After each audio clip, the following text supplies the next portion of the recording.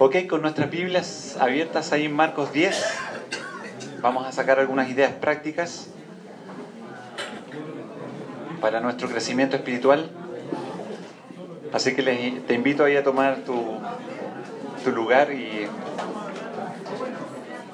dejar tu Biblia en Marcos capítulo 10. Si la conversación estuvo buena, vuelvo a dar la idea. Júntense a almorzar. Todavía hay buen tiempo para hacer un asado. Uno siempre se pone a hablar de comida en esta hora, ¿eh? Bueno,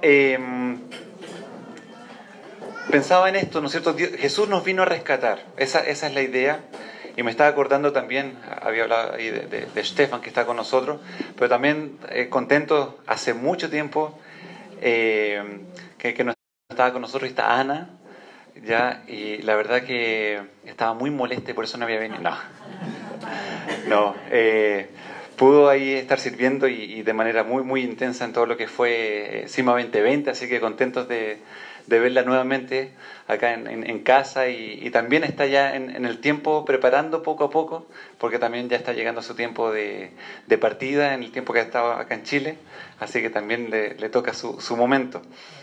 Pero el Señor hacia cada uno de nosotros, y eso es lo que pensaba, cada uno de nosotros el Señor también nos está guiando en buscarle cada vez más, en aprender de Él cada vez más. Entonces lo que quiero también dejar en mente, y la palabra es lo que nos deja también en nuestra mente, es eso de que no perdamos lo que el Señor nos ha dado y no volvamos atrás, ¿ya? Primero, si no tienes a Jesús en esta mañana, Él te está hablando claramente, Él te quiere rescatar de una vida completamente sin sentido. Me gustó mucho esa frase. Jesús no vino a mejorar tu vida, Él vino a darte vida. Y eso es sumamente importante. Pero si ya eres creyente, muchas veces uno en su vida espiritual avanza y de repente comienza nuevamente a decaer por distintos momentos. Vuelve a reencontrarte con Jesús para tomar el camino y el enfoque que Él tiene pensado para ti. Porque esa es la mejor vida. Y mira lo que pasa acá con estos dos discípulos, Juan y Jacobo, que tú sabes cómo se llamaban de sobrenombre, ¿o no? Los hijos del trueno, Boanerges, ¿ya? ¿A alguien se le ocurre por qué le pusieron hijos del trueno?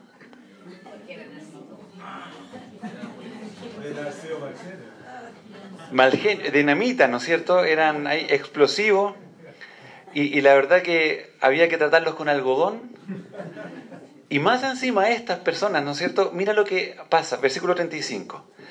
Marcos 10, 35. Entonces Jacobo y Juan, hijos de Zebedeo, se le acercaron diciendo: Maestro, querríamos que nos hagas lo que pidiéremos. ¡Wow! Él les dijo: ¿qué queréis que os haga? Ellos le dijeron: concédenos que en tu gloria nos sentemos el uno a tu derecha y el otro a tu izquierda. Chupaya. Los primeros capítulos de Marcos ahí nos muestran estos hijos del trueno. No querían nada, una cosa poquita. Pero miren, Jesús con mucha ternura llega y les dice: no sabéis lo que pedís. ¿Podéis beber del vaso que yo bebo y ser bautizados con el bautismo que yo soy bautizado? Ellos dijeron: podemos. Jesús les dijo: a la verdad, el vaso que yo bebo, beberéis. Y con el bautismo con que yo soy bautizado, seréis bautizados. Pero el sentaros a mi derecha y a mi izquierda no es mío darlo, sino a aquellos para quienes está preparado. Mira, primero metámonos un poco en la mente ahí de Juan y Jacobo. Quizás, claro, pidieron algo sumamente deseable, pero ellos estaban pensando en el formato reino. Acuérdate que después, ¿cuándo sucederán estas cosas? ¿Cómo será el tema de tu reino? Ellos están pensando en modo de reino. Y por eso ellos sabían que Jesús iba a asumir el reino. Entonces dice: bueno, si nosotros estamos cerca tuyo, permítenos estar ahí. ¿Te suena esto parecido a estas alianzas que se hacen antes de las elecciones? Oye, ¿cuántos votantes tienes tú? Oye, hagamos una alianza y todo. Y después, ministro del Interior, ministro de Transporte, ministro de Educación. No, eso no. Bueno, no sé, buscamos otro ministerio ahí, pero se hacen esas alianzas, ¿o no?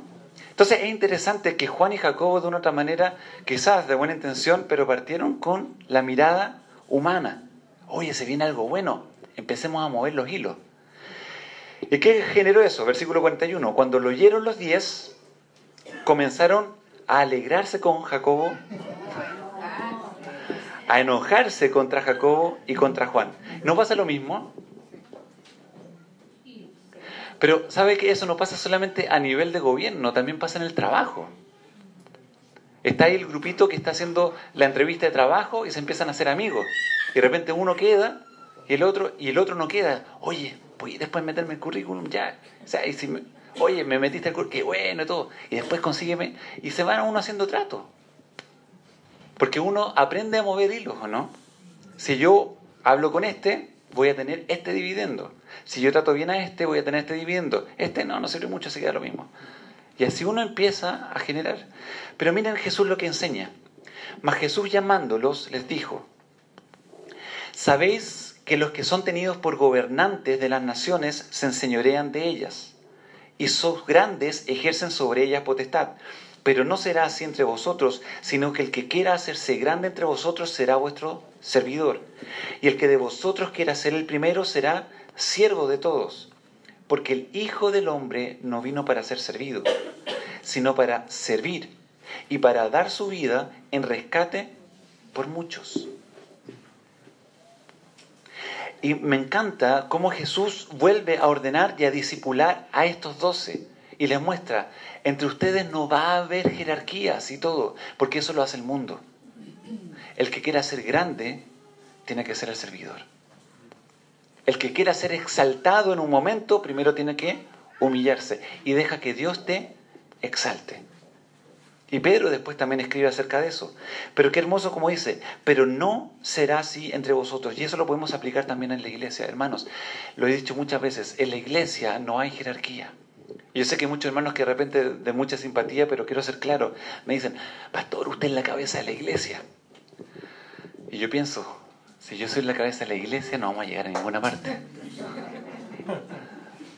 Pero la palabra de Dios dice que Cristo es la cabeza de la iglesia. Y sinceramente yo no quiero quitarle el lugar a Cristo. Porque Cristo es inalcanzable. Pero a esto va: Cristo es la cabeza de la iglesia. Pero Él con derecho y con autoridad ha ganado ese lugar. Pero Cristo es la cabeza de la iglesia. Y hermanos, dentro de la iglesia no existe jerarquías. Y lo he dicho otras veces, pero hermanos, por favor, saquémonos esto en mente. Hay como procesos mentales que uno tiene como en las empresas. Hay un joven que empieza ahí y de repente, oye, bueno, líder de alabanza o líder de jóvenes. Oye, ese hermano, diácono, oh, qué lindo. Anciano, oh, que llega a ser pastor. Y algunos ya como que quedan ahí. Oye, ¿y obispo? Apóstol. De hecho, no sé dónde escuché una vez patriarca. Y empiezan ahí como en una iglesia. No, arcángel fue el otro hermano que escuché, el arcángel de la iglesia. Hermanos, la palabra lo que habla es diáconos y ancianos. Y ellos no están sobre la congregación, sino estamos dentro de la congregación, entre los hermanos, porque Cristo es la cabeza. Él está en plena autoridad. Hermanos, cuando tú te das cuenta de eso, es maravilloso. Es maravilloso. ¿Por qué? Porque el Señor nos muestra el mismo ejemplo que Él vivió para que nosotros lo vivamos. Cuando Jesús estaba con sus discípulos, Él les sirvió. ¿Cómo debe haber sido ese momento cuando le lavó los pies? ¿Cómo debe haber sido ese momento cuando les dio el alimento frente a la multitud de los 5,000? ¿Cómo fue ese momento en que de una u otra manera les ayudó con sus necesidades básicas a poder seguir adelante? El creador de todo estaba ahí. Entonces, hermanos, grabémonos, pero no será así entre nosotros, sino que el que quiera hacerse grande entre nosotros será el servidor. Ese es el tema. Debemos servirnos los unos a los otros. Y quiero también en ese sentido ser claro, hay de repente estrategia, y yo sé que de repente nace de corazones lindos, pero de repente dice, oye, el primer puesto para el pastor, o sea, es un almuerzo, el plato grande es para el pastor. Yo sé que algunos me quieren engordar, pero ese no es el punto. El punto es que delante del Señor somos hermanos, y Él es nuestro Señor, Él es nuestro Salvador. Entonces Él también nos rescata de este mundo que nos ahoga.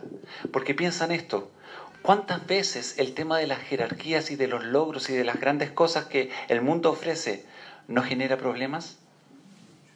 ¿Qué pasó el versículo 41? Cuando lo oyeron los 10, comenzaron a enojarse. No quiero ser imprudente, pero uno lo sabe. Cuando el obispo de la catedral de la Alameda deja su lugar, ¿cuántos abajo están ahí? Y uno es elegido, ¿y qué hacen los otros? Se enojan. ¿Por qué? Porque saben que el diezmo es bueno. Y la palabra nunca ha enseñado que el diezmo es para el pastor. En ninguna parte de la palabra se enseña que el diezmo es para el pastor. Cuando tú diezmas para Dios y para la obra, pero el diezmo no es para el pastor. Si, por favor, búscalo, no sé. Si lo encuentras, lo arreglamos, pero, hermanos, no sé. Búscalo en la Biblia de correcta traducción, ¿ya? No traigas la traducción del Nuevo Mundo o otras traducciones raras, ¿ya? Porque la palabra de Dios es clara en ese sentido. Y el Señor no quiere que nosotros nos empecemos a jactar unos de otros. Y ahí aparece el versículo tan maravilloso. Porque por gracia somos salvos, por medio de la fe. Y esto no es de ustedes. Y no por obras para que nadie se gloríe. Me acuerdo de mi papá, cuando chicos escucharon un himno que decía, me voy con él, me voy con él. Yo no me quedo, me voy con él. Los salvados serán con él. Pero cuando lo escucharon no entendieron. Ya una parte decía, los más salvados. Y ellos cantaban contra los más salvados.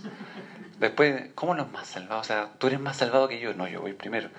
Hermanos, todos somos salvos por el mismo Salvador, que es Cristo Jesús. Y eso es hermoso.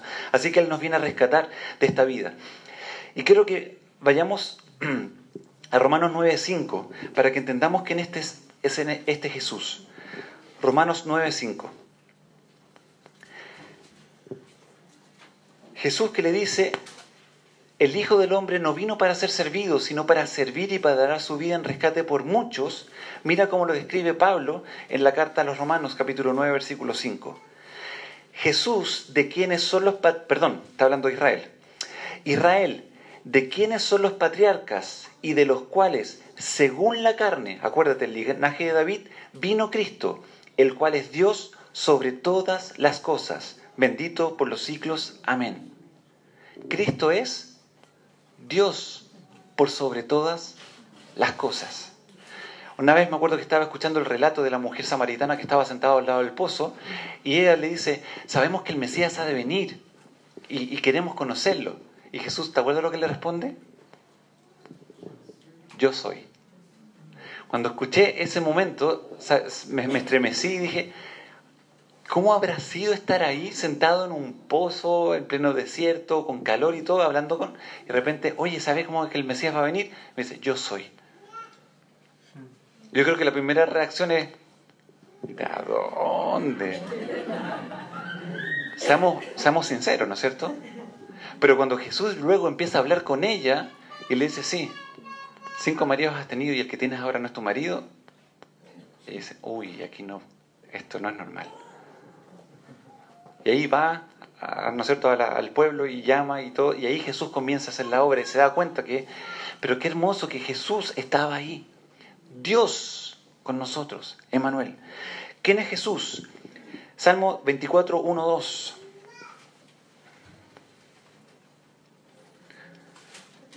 Y esta porción, de una otra manera, deriva de Colosenses, capítulo 1, versículo 19, cuando dice, por medio de Él fueron hechas todas las cosas. Está hablando de Jesús. Pero mira lo que dice el Salmo 24, quería quedarme con este versículo. Del Señor es la tierra y todo lo que hay en ella. ¿De quién es la tierra? ¿Y todo lo que hay en ella de quién es? Del Señor, de Jehová. El mundo y los que en él habitan. Porque Él la fundó sobre los mares y Él la asentó sobre los ríos. ¡Wow! ¿Quién es el dueño y creador de todo? Dios. el Señor. Y si vas a Colosenses, te das cuenta que dice que Jesús, por medio de Él, por medio de Jesús, fueron hechas todas las cosas. Y sin Él, nada de lo que fue hecho ha sido hecho. O sea, Jesús es creador, dueño, Señor es Dios. Ese es el Señor que nos rescata. Alabado sea el Señor por eso. Acompáñame a Filipenses, capítulo 2. Porque este Jesús que fue visto como un hombre, mira cómo lo relata acá Pablo. Filipenses 2. Yo sé que es una porción bastante conocida. Versículos 6 y 8.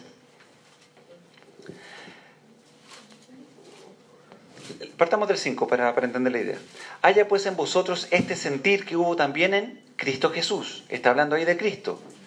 El cual siendo en forma de Dios no estimó el ser igual a Dios como cosa que aferrarse, sino que se despojó a sí mismo tomando forma de siervo, hecho semejante a los hombres. Y estando en condición de hombre, se humilló a sí mismo, haciéndose obediente hasta la muerte y muerte de cruz. Este Dios poderoso y creador se hizo como uno de nosotros. Y ahora quiero que entiendas esto. Cuando Él se hizo como uno de nosotros, ¿se humilló? Mira lo que dice el versículo 7. Sino que se despojó a sí mismo, tomando forma de siervo, hecho semejante a los hombres. ¿Te acuerdas que dijo? Porque el Hijo del Hombre no vino a ser servido, sino a servir y dar su vida por rescate por muchos. Mira lo que dice el versículo 7.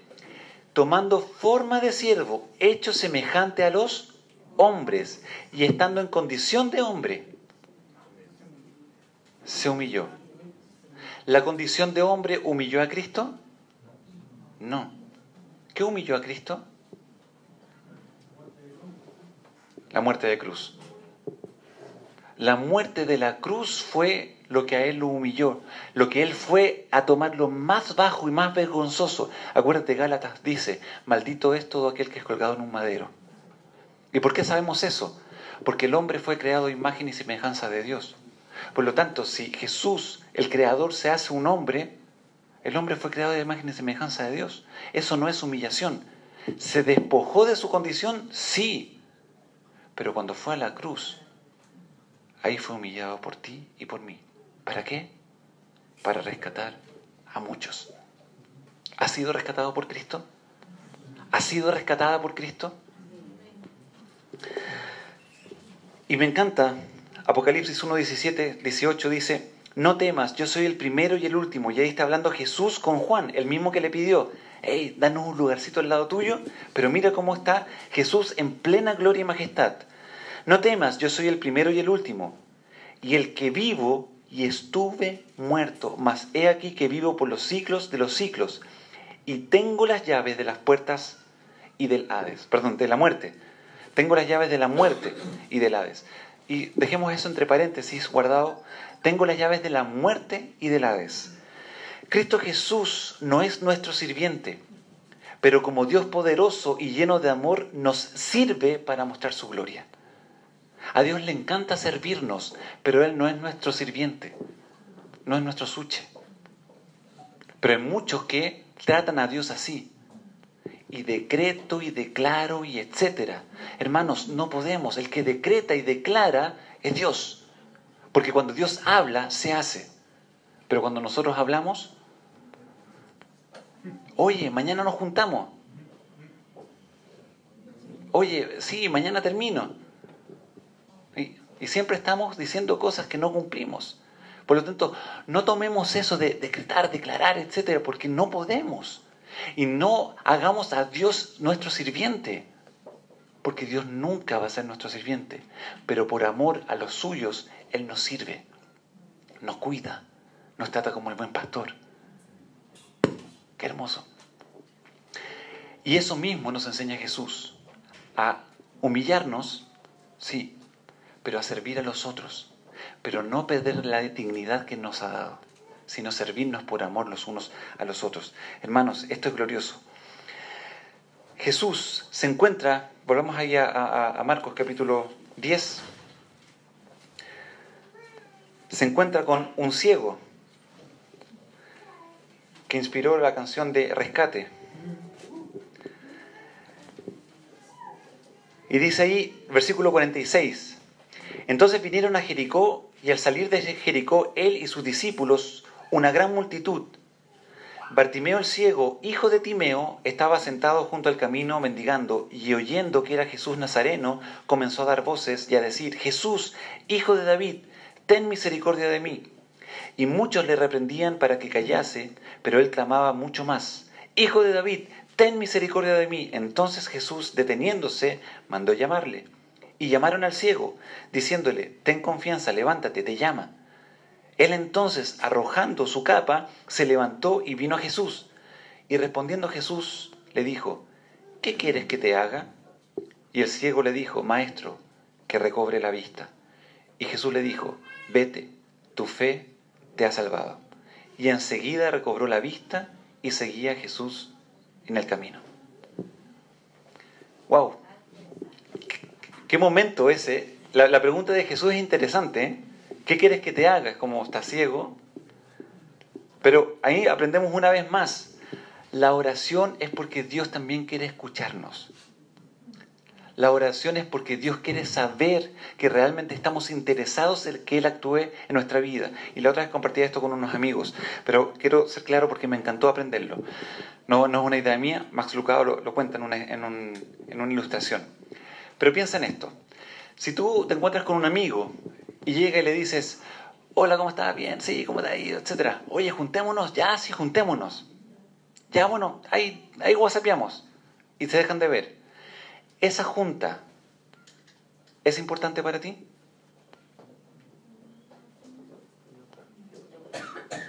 Seamos sinceros. ¿Cuándo me voy a juntar? Cuando me sobre tiempo. Si es que de repente me acuerdo. O sea, dentro de mis prioridades, la junta no está la número 1. La junta está por donde de repente se aparece. ¿No es cierto? Pero si yo me encuentro con este amigo y estoy: hola, ¿cómo has estado? Bien, súper bien. Oye, qué bueno, juntémonos ya. El viernes voy a tu casa a las 8. Y ahí estamos, y yo llevo una empanadita, tú, ¿no es cierto?, unas bebidas, algo rico, y hacemos ahí ya, buenísimo. ¿Esa junta es importante para mí? ¿Por qué? Hice una cita, hablé de un día, pensé en mi agenda, ¿te fijas? Fíjate lo que Jesús le dice: ¿qué quieres que te haga? Y el ciego le dijo: Maestro, que recobre la vista. El ciego no le dijo: Señor, ayúdame. ¿Te ayudo en qué? En que tengas un buen trabajo, que no sigas mendigando, que recobres la vista, te ayudo con tus vecinos, con tu familia, te ayudo ¿a qué? El ciego fue muy específico: que recobre la vista. Pregunta: ¿eres tú específico con tus oraciones a Dios? Generalmente nosotros: Señor, ayúdame, tú sabes los problemas que tengo. ¿Sabes? Cuando hacemos eso, sinceramente nuestro corazón no está ni ahí con que Dios nos ayude. Sé sincero contigo mismo. Señor, ayúdame con mis problemas. ¿Cuál problema? No, es que tenemos problemas. ¿Cuál es el problema? Esos problemas no son relevantes para ti. Pero cuando tú llegas y le dices: Señor, ¿sabes qué? No puedo dormir porque mi hijo se fue de casa y no sé dónde está. Ah, te preocupa tu hijo. Tu hijo es importante para ti. Voy a tomar acción. Señor, no sé qué hacer con mi matrimonio. Mi esposa como que está distanciada, yo también, estamos ahí, se ha enfriado todo. Ah, ¿te importa tu matrimonio? ¿Te importa tu esposa? Son cosas relevantes para ti. Me estás orando con nombre y apellido. Voy a tomar parte. ¿Me sigues o no? Hermanos, seamos específicos para orar. Y no es porque Dios no sepa. Dios no es: lo siento, no sabía que tu matrimonio estaba tan mal. Uy, no sabía que estabas enfermo, es que estaba preocupado con... No, Dios lo sabe. Pero Dios quiere saber si para ti es importante que Él también se involucre contigo. Porque cuando Él se involucra, Él te va a rescatar. Alaba a Dios por eso. Cuando Él se involucra, Él te va a rescatar. Y cuando Él te rescata, de lo primero que va a hacer es también de ti mismo, de tu egoísmo y de todas aquellas cosas que te oprimen, pero de también lo específico que fuiste con Él. Hermanos, deja que el Señor te rescate y que su gloria se muestre a través de tu vida. Ahí Bartimeo se encuentra con Jesús y Bartimeo le dice: Jesús, hijo de David, ten misericordia de mí. ¿De dónde sabía Bartimeo que Jesús era hijo de David? Algunos pueden decir: no, porque a todos los judíos se le llamaba hijo de David. No. Jesús venía de la línea de David, del linaje de David. Y Bartimeo lo dice. Y fíjate lo que dice Marcos. Bartimeo, hijo de Timeo. Siempre Bar significa hijo. Entonces como que hace una comparación. Está Bartimeo, que es hijo de Timeo, pero está Jesús, hijo de David. Entonces Bartimeo se acerca a aquel que sabe que puede rescatarlo. ¿A quién? Al Mesías, que venía del linaje de David. Jesús es maravilloso, Jesús es suficiente, Jesús es poderoso. Ya lo vimos, Jesús es Dios y es creador y dueño. ¿Qué dice el Espíritu Santo acerca de Jesús? Juan 15:26. Pero cuando venga el Consolador, a quien yo os enviaré del Padre, el Espíritu de verdad, el cual procede del Padre, Él dará testimonio acerca de mí. Cuando tú tienes al Espíritu Santo en tu vida, el Espíritu Santo da testimonio de Jesús. Y Pablo habla del Espíritu Santo como el Espíritu de Cristo también. Por lo tanto, si el Espíritu Santo te está guiando a cualquier cosa que no le da gloria a Cristo, pregúntate si es el Espíritu Santo. Pero si finalmente el Espíritu Santo te está llevando a darle gloria a Cristo y que Cristo sea honrado y exaltado, es el Espíritu Santo. Porque Él dice que dará testimonio acerca de mí. La Biblia da testimonio acerca de Jesús. Mira, Juan 5:39. Escudriñen las Escrituras, porque a ustedes les parece que en ellas tenéis la vida eterna, y ellas son las que dan testimonio de mí. El Espíritu Santo habla acerca de Jesús. La Biblia habla acerca de Jesús.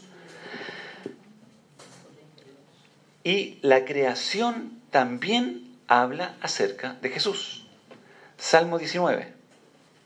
Vimos recién Salmo 24, un poquito antes. Está el Salmo 19.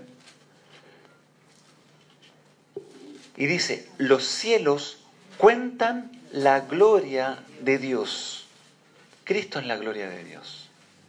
El firmamento anuncia la obra de sus manos. Un día emite palabra a otro día, y una noche a otra noche declara sabiduría. No hay lenguaje, ni palabras, ni es oída su voz. Por toda la tierra salió su voz, y hasta el extremo del mundo sus palabras. En ellos puso tabernáculo para el sol. Y como esposo que sale de su tálamo, se alegra cual gigante para recorrer su camino. Qué interesante, la creación también habla de Jesús. Tenemos al Espíritu Santo hablando de Jesús, la Biblia hablando de Jesús y la creación hablando de Jesús. Y finalmente, Marcos 9:7, hace unas semanas atrás, Pablo nos llevó en esta lectura. Marcos 9:7. Hay una voz que aparece cuando el Señor es transfigurado. Entonces vino una nube que les hizo sombra, y desde la nube una voz que decía, este es mi Hijo amado, a Él oíd. En otra parte dice también, en Él tengo complacencia, en Él tengo mi mejor placer. Cuando Jesús fue bautizado también dijo, este es mi Hijo amado.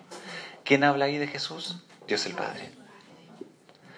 El Espíritu Santo hablando de Jesús. Dios el Padre hablando de Jesús. La Biblia hablando de Jesús. La creación hablando de Jesús. Hermanos, todo apunta hacia Cristo para que Él sea exaltado porque Él es capaz de rescatarnos. Y Él es el único que por amor también nos puede rescatar. De nuestra vana manera de vivir, sí. De nuestro pecado, perfectamente. Pero también de una vida de religiosidad. Dios quiere una vida aún más profunda para ti y para mí. ¿Me doy cuenta de quién es Jesús? ¿Me doy cuenta de quién es capaz de rescatarme primero de mí mismo? Es sumamente importante que tengamos eso en cuenta. Y la excelente noticia, Jesús resucitó. Jesús resucitó. Y ahí tenemos Marcos capítulo 16, que la semana pasada vimos, que es interesante cómo termina. En muchas versiones termina ahí el versículo 8. Marcos 16, 8. Jesús había resucitado y Él lo había prometido una y otra vez. Jesús resucitó. Jesús dejó la muerte, dejó la tumba vacía. Y dice, y ellas se fueron huyendo del sepulcro porque les había tomado temblor y espanto. Ni decían nada a nadie porque tenían miedo. Y ahí termina el Evangelio de Marcos. Las porciones que aparece a continuación dice que fue agregado tiempo después en el canon de la Biblia, pero no contradicen nada de lo que la Escritura es. Pero es interesante que en muchos de los escritos antiguos aparece hasta ahí el fin de Marcos. Pero luego dice, habiendo pues resucitado Jesús por la mañana, el primer día de la semana, apareció primeramente a María Magdalena, de quien había echado 7 demonios. Y yendo ella lo hizo saber a los que habían estado con él y que estaban tristes y llorando. Y ellos, cuando oyeron que vivía y que había sido vista por ella, no lo creyeron. Pero después apareció en otra forma a 2 de ellos que iban camino al campo. El relato de Emaús. Ellos fueron y lo hicieron saber a los otros, y ni aun ellos creyeron. Finalmente se apareció a los 11 mismos. Entonces ellos sentados a la mesa, estando ellos sentados a la mesa, y les reprochó su incredulidad y dureza de corazón, porque no habían creído a los que habían visto resucitado. Jesús muchas veces les había dicho, voy a resucitar, voy a resucitar. Y esto es maravilloso. Jesús resucita para nuestra justificación. ¿Y qué significa eso? Jesús cuando muere, Él muere con este cuerpo que tiene que lidiar con el pecado y que tiene que lidiar con la vejez, que tiene que lidiar con las enfermedades, que tiene que lidiar con el dolor. Y cuando Jesús muere, Él es enterrado y al tercer día resucita. Y Romanos 4 dice que Él resucitó para nuestra justificación. ¿Qué quiere decir eso? Que cuando Él después asciende un hombre nuevo. Y eso es lo que aparece ahí en 2 Corintios 5:17. De modo que si alguno está en Cristo, nueva criatura es. Jesús resucitó para darte una nueva vida, pero para justificarte. ¿De qué modo? De que cuando tú llegues a la eternidad, el cuerpo glorioso que vas a recibir es el cuerpo que Jesús logró cuando murió y resucitó. Si Él no hubiera resucitado, no tenemos esperanza de justificación y esperanza de vida eterna. Hermanos, esto es tremendo. Esto es tremendo. Porque cuando te das cuenta de eso, la esperanza que tenemos como creyentes es que tenemos vida eterna. Y cuando un familiar muere, la única gran esperanza y fuerte es la resurrección. Porque Jesús resucitó. Y si Él resucitó, los que hemos creído en Él también resucitaremos. Me encanta eso. Me encanta. Porque yo sé que la muerte produce dolor. ¿Y cuántas veces nos empezamos ahora a enfermar y de repente, puede ser coronavirus? ¿Y cuál es el problema del coronavirus? Que me voy a morir. La hermana dice, mejor. Mi hermana está con depresión. No. No es depresión, es que morir es mucho mejor. Porque voy a estar con Cristo y voy a estar en el lugar donde realmente voy a vivir por la eternidad. Pero si aún no me toca la muerte, la pregunta es, ¿qué estoy haciendo con mi vida acá? ¿Qué estás haciendo con tu vida acá? ¿Estás siendo rescatado por Dios de tu vida vana? Porque cuando llegues delante de Jesús, todos vamos a llegar delante de Jesús, ¿qué le vas a decir? Señor, yo escuché una vez que iba a resucitar, pero no sabía que era tan así como real, no sé, como que... Tozer dice de que cuando lleguemos a la eternidad, nos vamos a avergonzar de tantas decisiones que tomamos por no haber comprendido lo que la eternidad significa. Hermanos, mi deseo y mi corazón es, Señor, abre mi entendimiento para lo que es la eternidad. Abre mi entendimiento para saber lo que es estar con Jesús. Porque estar con Jesús es único y tremendo para cualquier ser humano. De hecho, perdón por el ejemplo, me acuerdo cuando mis 17 y esta TV Grama, ¿te acuerdas? Una revista antigua, perdón, se me cayó el carnet. Pero me acuerdo que aparecía ahí y decía, Festival de Viña y todo, participa, manda tus datos y vas a ganar una 11 con Chayanne. Y yo me acuerdo, yo era cabro chico y decía, qué fome tomar 11 con Chayanne. Pero había un montón de niñas, ¡ah! Yo quiero estar ahí todo. Y me imaginé a Chayanne ahí como, ¿y qué haces tú?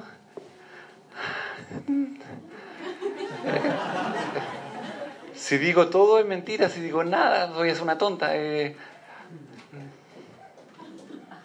O sea, ¿te fijas la once que incómoda? No sé cómo. Y Chayanne tratando de poner su mejor ahí como, ¿quieres que cante? No, que estamos tomando once y es mala educación. ¿Me explico, no? Pero estar con Jesús, cuando llegues delante de Jesús, Él te va a mirar y te va a decir, ¿cómo estás? Señor, tú sabes, sí, sí lo sé. Bien. Yo estuve contigo en todas esas noches de dolor. Yo estuve contigo en esos momentos de crecimiento. Y estaba ahí y sabía que tú ibas a lograr algo. Y ahora mira todo lo que tengo preparado para ti. Porque te conozco y sé quién tú eres. Porque te rescaté de una vida terrible, de una basura inconcebible. Ese es nuestro Jesús. Ese es el que resucitó. Ese es el que dejó la tumba vacía. Y cuando voy al cementerio ahora veo puro cemento. Y es frío. Pero pienso en Jesús y Él cambió completamente todo lo que significa el cementerio. ¡Qué hermoso! ¡Qué hermoso ese día cuando las tumbas se abran! Porque aquel que resucitó va a llegar y nos va a tomar a sí mismo. Juan, capítulo 14, versículo 3. Pero si yo me voy, vendré otra vez y os tomaré a mí mismo para que donde yo estoy, ustedes también estén. Estar con Jesús es glorioso, es maravilloso. Y por eso Él te quiere rescatar de esta vida tan... Te quiere rescatar del cafecito con Chayanne. ¿Me explico? Por favor, entiende eso y que el Espíritu Santo se revele a tu vida para que pases y vayas a una vida más profunda y dejes aquellas cosas que te impiden tener una relación tan hermosa con Jesús. No vuelvas a la comodidad de esas cosas que, oh Señor, que me gustaba tanto eso. No vuelvas a eso, porque lo que tendremos en la eternidad es incomparable con el mejor hotel, con las mejores vacaciones, con la mejor playa que acá hemos disfrutado. Si acá disfrutamos, imagínate en la eternidad. ¿Y por qué? Porque Jesús resucitó. Alaba al Señor por eso. Así que el Señor va a volver como Rey a rescatarnos. Hermanos, y lo que sabemos por la palabra de Dios es que ya estamos delante de Jesús. Y Él sigue reinando con justicia desde su trono. Y está ese momento cuando todo reino y autoridad sea puesta debajo de sus pies. ¿Qué nos hace mirar a otra parte y no a Cristo? ¿Qué te hace mirar hacia otra parte y no a Jesús? ¿Qué cosas te están distrayendo de que Él realmente te rescate? ¿Estoy tomando en serio a Dios en mi vida íntima, en mis relaciones personales, en lo que hago con sus promesas? Hay una imagen, o sea, un texto que quiero compartir y que me encantó. Y lo encuentro maravilloso también por la persona que lo dijo. Y Napoleón Bonaparte dijo algo que me llama muchísimo la atención. No sé si me puedes ayudar ahí, Felipe, a mostrarlo. Dice que escribió ahí con Bertrand cuando estaba exiliado y escribió esta frase dentro de muchas otras. Alejandro, hablando de Alejandro Magno, Augusto César, Carlo Magno y yo mismo fundamos imperios. Pero ¿sobre qué fundamentos hemos hecho descansar las creaciones de nuestros genios? Sobre la fuerza, los ejércitos. Jesucristo fundó un imperio sobre el amor y en esta hora millones de hombres morirían por él. ¡Wow! Hermano, quiero decirte esto. La iglesia es parte del reino de Dios. Y es un imperio que está basado en el amor. Y la iglesia es indestructible. Van a cambiar gobiernos, van a cambiar constituciones, van a cambiar un montón de cosas a nuestro alrededor, pero la iglesia va a seguir. Porque Jesús la fundó. ¿Y te acuerdas que lo que dijo en Apocalipsis? ¿Tengo las llaves de qué? De la muerte y el Hades. Y del Hades. ¿Y por qué tiene las llaves de la muerte y del Hades? Porque Él dijo en Mateo 18, yo soy la roca, y sobre esta roca edificaré mi iglesia, y las puertas del Hades no prevalecerán contra ellas. Ni el mismo infierno puede destruir la iglesia, hermanos. ¿Alguno de esos imperios tocó la iglesia? Esos imperios ya pasaron. Están en los libros de historia. La iglesia está acá. Y me encanta la frase que termina al final. Y en esta hora, millones de hombres morirían por Él. ¿Morirías por Jesús? Comienza a morir hoy día. Toma tu cruz, niégate a ti mismo y comienza a dejar a un lado para seguir a Jesús. Oh Padre eterno, qué glorioso es poder conocerte. Qué glorioso es saber quién es Jesús. Oh Señor, queremos adorarte en esta hora. Queremos honrarte, queremos cantarte, queremos servirte, queremos seguirte, Señor, y aprender lo que tú nos enseñas. Todo habla de ti, Jesús. Y hay tantos que se olvidan de ti, hay tantos que están pensando en tantas cosas que no tienen ningún sentido y que en la eternidad no tendrán ninguna consecuencia. Pero Señor, que no sea así con nosotros. Queremos vivir para ti y queremos aprender a prepararnos desde ahora para la eternidad. Oh Señor, ayúdanos. Gracias Padre eterno por tu palabra, gracias por tu amor, gracias por tu misericordia. Te amamos, te adoramos Señor y queremos seguirte todos los días de nuestra vida, Señor. Y mientras estás en oración, te invito a que ores tú y Dios. No sé cómo está tu relación con Jesús, pero pídele que te rescate. Y mientras los músicos puedan pasar acá adelante, te invito a que puedas hacer una oración, tú y Dios. Y dile, Señor, ayúdame. Y sé específico como aprendimos esta mañana. Pídele que te rescate de una vida sin sentido. De volver de repente a la comodidad del trabajo o de las cosas que usualmente haces. Pídele que te rescate de esas cosas que de repente te distraen de Él. Y díselo ahí con tus palabras. Y adora al Señor en tu corazón.